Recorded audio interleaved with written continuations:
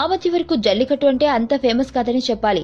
తమిళులకు సుపరిచితమైన ఈ ఆట తెలుగునాటి విశేషంగా చర్చ జరగడమే కాదు, జల్లికట్టుకు అనుకూలంగా కొందరు, వ్యతిరేకంగా కొందరు చీలిపోయి వాదనల మీద వాదనలు జోరుగా చేసుకున్న పరిస్థితి.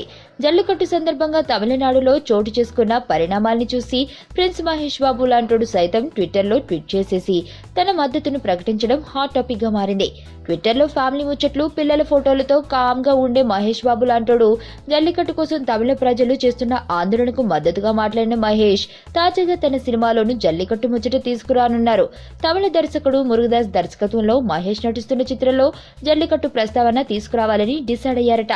అలా అని జల్లికట్టు ఆటను చూపించరు, కానీ ఆ ఆట కోసం తమిళ ప్రజలు స్పందించిన తీరు, మెరీనా బీచ్ లో నిర్వహించిన శాంతియుత ఆందోళనతో మురుగదాస్ లో కొత్త ఐడియాలు వచ్చాయి. ప్రజలు నిస్తేజంగా ఉన్నట్లు కనిపిస్తారు, కానీ అవసరమైనప్పుడు తమ స్పందనను ఎంత భారీగా ప్రదర్శించడానికి జల్లికట్టు ఉదంతమే నిదర్శనంగా చెబుతున్నారు.